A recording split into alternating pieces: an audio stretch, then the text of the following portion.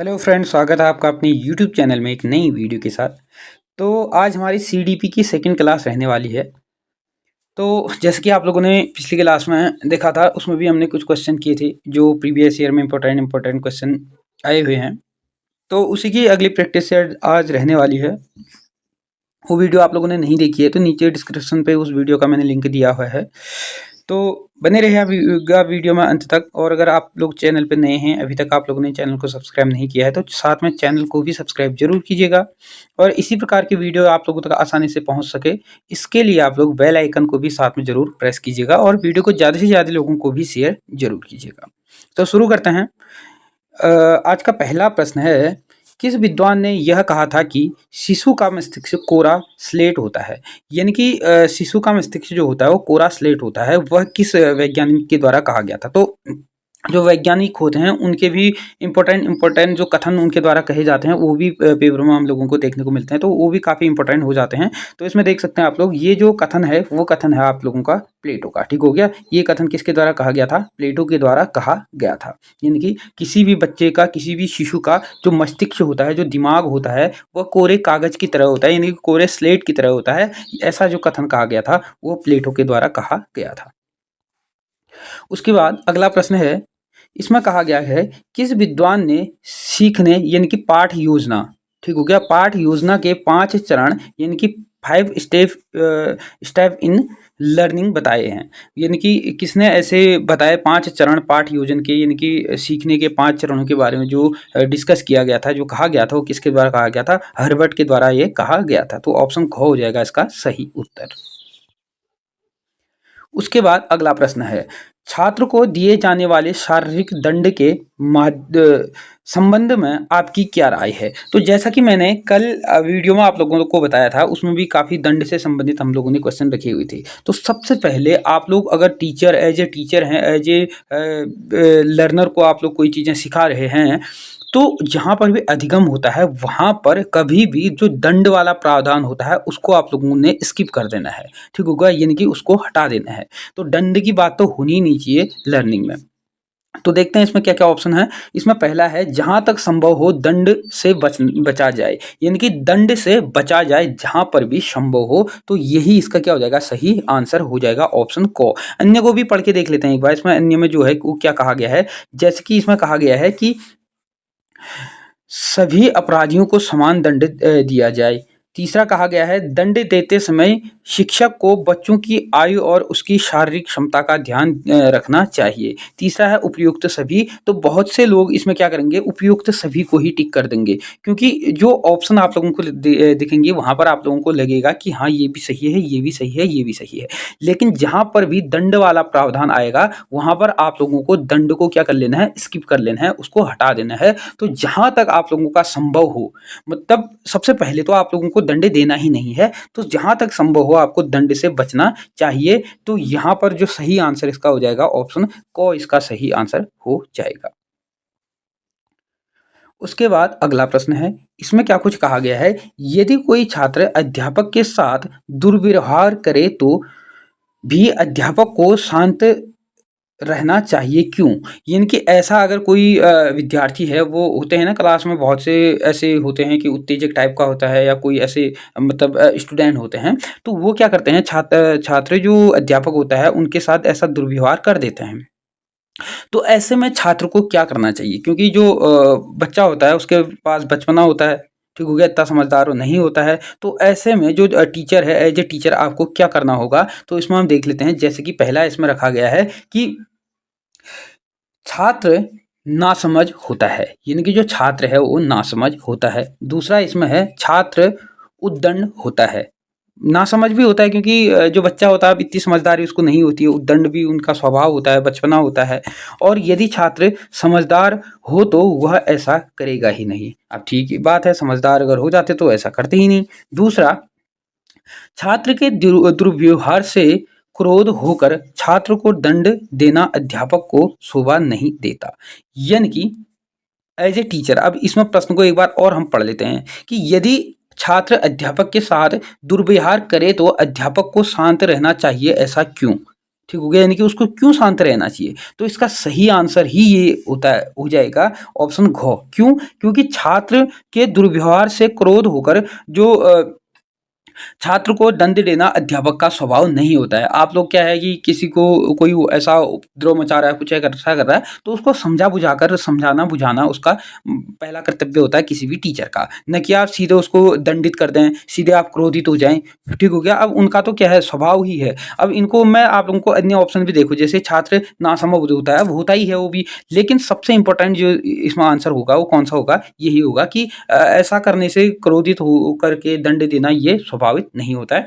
तो दंड से आपको जहां पर भी है वहां पर हमेशा बचना है। ठीक हो गया। तो सही आंसर यही हो जाएगा ऑप्शन घ।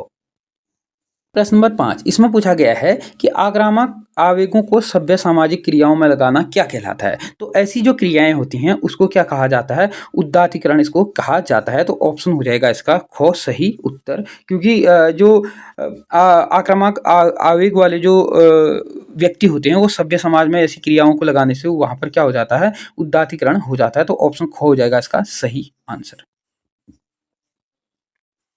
उसके बाद प्रश्न नंबर 5 है, पाठशाला जिस समुदाय के बच्चों के लिए होता है उसकी आवश्यकता के अनुरूप ही पाठशाला की क्या होती है। तो देखते हैं इसमें।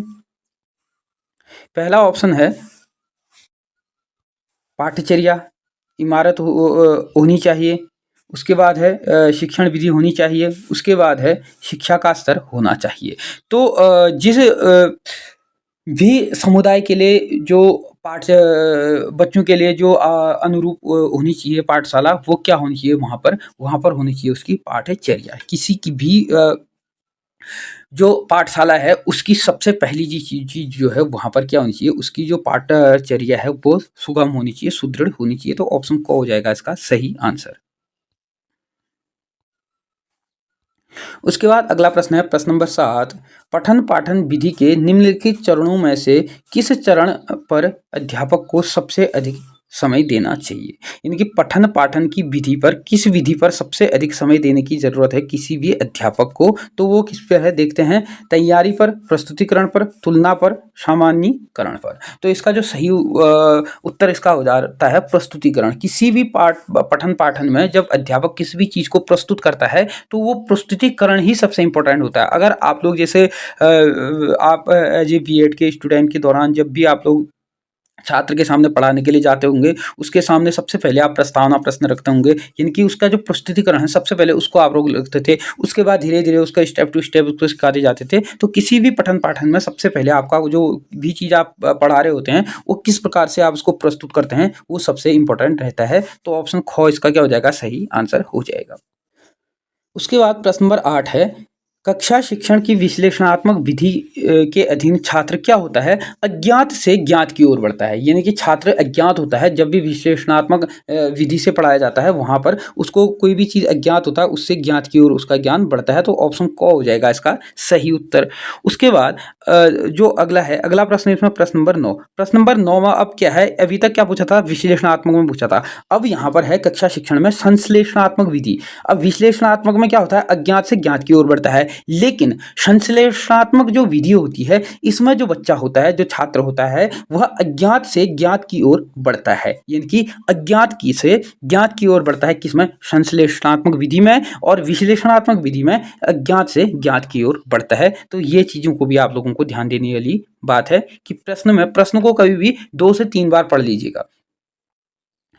उसके बाद अगला प्रश्न है प्रश्न नंबर 10। इसमें है कि शिक्षा के क्षेत्र में रूसों की योगदान महत्वपूर्ण है। यानी कि रूसों के जो योगदान है वो महत्वपूर्ण है, निम्नलिखित में से कौन सा योगदान उसका नहीं है। तो शिक्षा के क्षेत्र में जो रूसों थे उनका जो योगदान है वह महत्वपूर्ण माना जाता है। लेकिन इनमें से कौन सा ऐसा योगदान है जो उनका नहीं है। तो बाल केंद्रित शिक्षा, ये तो क्या है, उनका योगदान है। लेकिन शिक्षा में अध्यापक की केंद्रीय भूमिका, तो शिक्षा में अध्यापक की जो केंद्रीय भूमिका है वो उनकी नहीं है। क्योंकि बाल केंद्रित जो शिक्षा है वो तो उनकी है। सिंपल सी चीज़ है, जब बाल केंद्रित उनकी है तो शिक्षा में जो अध्यापक है उसको केंद्र पर नहीं रखा जाता है। ठीक हो गया। किस में रखा जाता है, छात्र को केंद्र में रखा जाता है। तो यही इसका क्या हो जाएगा, सही उत्तर हो जाएगा। ऑप्शन ख इसका क्या हो जाएगा, सही उत्तर हो जाएगा। उसके बाद अन्य जो है शिक्षा में खेल कूद का महत्व, ये भी सही है। पाठचर्या सुधार, ये भी सही है, लेकिन ऑप्शन इसका क्या हो जाएगा, ये इनकी क्या है, योगदान इनका नहीं है। ठीक हो गया, कौन सा, शिक्षक को केंद्र में रखने की शिक्षा विधि। उसके बाद प्रश्न नंबर 11, इसमें प्रश्न नंबर 11 देख लेते हैं।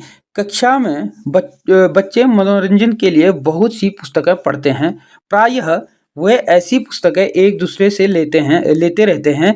यदि अध्यापक समय समय पर उनके द्वारा पढ़ी हुई पुस्तक के बारे में उनकी रिपोर्ट लेता रहे और पूछता रहे कि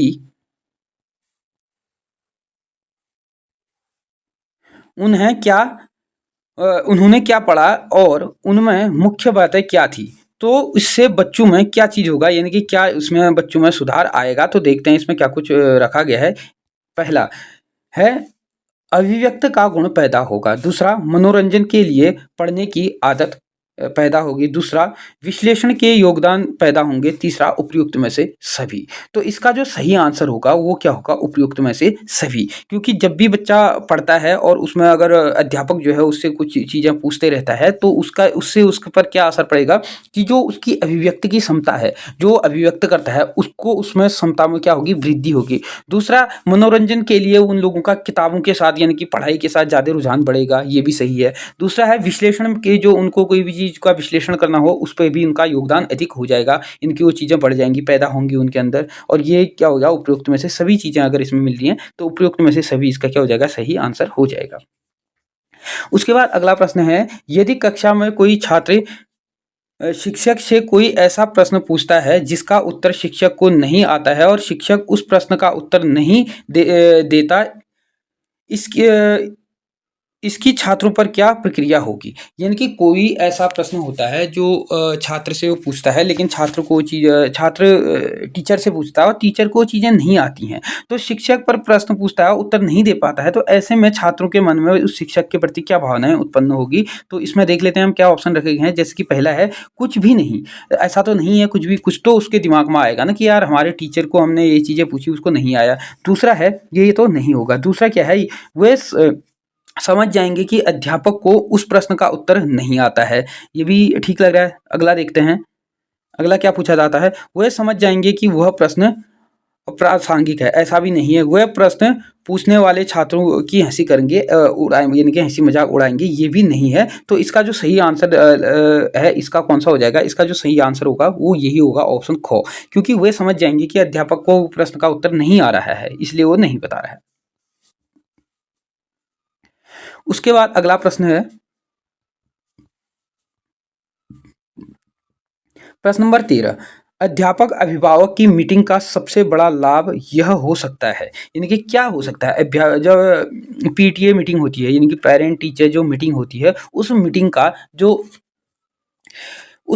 का क्या महत्व है, मतलब क्या उसका लाभ है, देखते हैं। पहला इसमें प्रश्न है, बच्चे की उपलब्धियों के लक्ष्यों के बारे में अध्यापक अभिभावक दोनों सहमत हों, यानी कि जो उसकी उपलब्धि है, उनके जो लक्ष्य है, इस बारे में उनकी वार्तालाप हो और इससे क्या हो, दोनों सहमत हो। दूसरा, शिक्षक अभिभावक को समझाए कि उसके बच्चे को किस आधार पर कितने कितने अंक दिए जाए, ये तो नहीं होगा, ये तो नहीं होगा। उसके बाद अगला प्रश्न है, अभिभावक अध्यापक को बच्चों का पूर्व वृत्तांत जो है वो बताएं, ये भी नहीं होगा। ठीक हो गया, ये भी नहीं होगा। अगला है, अभिभावक अध्यापक से पूछे कि बच्चे का गृह कार्य पूरा कराने में वह कितना सहयोग कर सकता है, तो ये भी नहीं है। तो इसका जो सही आंसर होगा वो कोई होगा। ठीक होगा, कोई होगा कि बच्चे और उसकी जो बच्चे की उपलब्धियां हैं वो अभिभावक और टीचर को दोनों को इस बारे में क्या होंगे, वो सहमत होंगे, उस बारे में वो वार्तालाप कर पाएंगे। उसके बाद अगला प्रश्न है, प्रश्न नंबर 14। इसमें कहा गया है, स्कूल में कक्षा में टेलीविजन पर साप्ताहिक शिक्षण कार्यक्रम दिखाया जाता है। कुछ अभिभावक शिक्षक से मिलकर शिकायत करते हैं कि उनके बच्चे घर पर ही काफ़ी टेलीविज़न यानी कि काफ़ी समय टेलीविज़न देखने में व्यतीत कर रहे हैं। अभिभावक चाहते हैं कि उनके बच्चों को स्कूल में टेलीविज़न का कार्यक्रम न दिखाया जाए। ऐसी स्थिति में एज ए शिक्षक आप क्या करेंगे, यानी कि शिक्षक को क्या करना चाहिए। तो इसका पहला ऑप्शन रखा गया है, वो कौन सा है, उस अभिभावक को सलाह देना चाहिए कि घर पर टेलीविज़न देखने पर बच्चों पर स्वयं नियंत्रण लगाएं। ठीक हो गया। अगला देखते हैं। अगला इसमें कहा गया है कि उस अभिभावकों की शिकायत पर साप्ताहिक टेलीविज़न शिक्षण कार्यक्रम बंद कर देना चाहिए। ये भी सही इसका आंसर नहीं है। उसके बाद उस अभिभावकों से बातचीत अ, करके छात्रों को समझाने की ज़िम्मेदारी अपने ऊपर ले लेना चाहिए। ये भी सही नहीं। उसके बाद अगला देखते हैं, उस अभिभावक को साप्ताहिक टेलीविज़न शिक्षण कार्यक्रम देखने के लिए आमंत्रित करना चाहिए ताकि वो स्वयं देखे कि वह कार्यक्रम बच्चों के लिए कितना उपयोगी है। तो यही इसका क्या हो जाएगा, सही उत्तर हो जाएगा, क्योंकि टेलीविज़न जो शैक्षिक टेलीविज़न कार्यक्रम होते हैं उससे बच्चों के दिमाग में काफ़ी क्या होता है, इम्प्रूव होता है। तो ऐसा करने पर उसको स्वयं एक बार उस अभिभावक को भी ये चीज़ें दिखानी चाहिए। तो प्रश्न नंबर 15 इसमें है, आपका पीरियड आरंभ हो गया है, आप कक्षा में कुछ देरी से पहुंचते हैं। आपने देखा कि आपकी अनुपस्थिति में कक्षा में खूब शोर हो रहा है। आपके पहुँचते ही यानी कि पहुँचते ही शांति हो गई है। इनकी हाँ, शांति होता है ना कि बच्चे पहले शोर मचाते हैं, जैसे टीचर अंदर जाता है तो शांति हो जाती है। ऐसी स्थिति में कक्षा में घुसते ही आपकी प्रतिक्रिया जो है वो क्या होनी चाहिए? देखते हैं। आप कक्षा में छात्रों से पूछेंगे कि कौन-कौन शोर मचा रहे थे और शोर मचाने वाले को दंड देंगे। तो मैंने पहले ही कहा है कि जब भी दंड वाली बात आती है, वहाँ पर आपको क्या करना है, दंड को हटा देना है। तो ये तो क्या हो जाएगा, सीधे-सीधे गलत हो जाएगा। उसके बाद अगला प्रश्न है, आप छात्रों की इस गलती से नाराज़ होकर पीरियड्स में उनको नहीं पढ़ाएँगे। तो ऐसा भी आपको एज़ ए टीचर करना शोभा नहीं देता है। आप नाराज़गी प्रकट करते हुए बच्चों को ऐसा कभी ना कर दें की चेतावनी देंगे। ये भी सही नहीं लग रहा है। अगला है, आप कक्षा में जाकर बिना किसी आवेदन के पढ़ाई का कार्यक्रम शुरू कर देंगे। ठीक हो गया? यानी कि आप क्या करेंगे, कुछ ऐसा ना, क्योंकि बच्चों का तो स्वभाव है कि अ, आप लोग शोर कर रहे हैं या कुछ ऐसा कर रहे हैं, ठीक हो गया? यानी कि नाराज़गी प्रकट नहीं करेंगे कभी भी बच्चों को, ठीक हो गया? तो ऑप्शन घ इसका क्या हो जाएगा, सही आंसर हो जाएगा। उसके बाद प्रश्न नंबर 16 में पूछा गया है कि सामयिक विषयों पर कक्षा पर चर्चा करने के दौरान विवादास्पद मामले उठ सकते हैं, ठीक हो गया? जिसके बारे में छात्रों की अलग-अलग राय हो सकती है, ऐसी स्थिति में अध्यापक को क्या करना चाहिए? ठीक होगा? जब भी ऐसी स्थिति पैदा हो जाती है, तो ऐसे स्थिति में एज़ ए टीचर आप क्या करेंगे? पहला ऑप्शन इसमें रखा गया है, ऐसे विषय पर चर्चा करना बंद कर देना चाहिए। ऐसा भी नहीं हो सकता है। दूसरा है, छात्रों को 2 समूह में बाँट देना चाहिए, तो इससे भी गुटबाजी हो जाएगी, ये भी गलत है। अगला है, छात्रों को आवेदन देना चाहिए कि वे अपनी राय के समर्थन में तथ्यों और प्रमाण दें। और अगला इसमें है, छात्रों को सुझाव देना चाहिए कि वे अपनी राय लिखित रूप में दें। तो ऐसा नहीं है। तो इसका जो सही आंसर है वो एक ऑप्शन गो हो जाएगा कि छात्र को आदेश देना चाहिए कि आप अपनी-अपनी राय दें, अपना-अपना समर्थन दें और जो तथ्य हैं, जो प्रमाण हैं वो भी आप लोग दें। इससे क्या होगा, तथ्य प्रमाणों के माध्यम से आप लोग उसको फिर अच्छे से प्रमाणित कर पाएँगे। तो ऑप्शन गो इसका क्या हो जाएगा, सही आंसर हो जाएगा।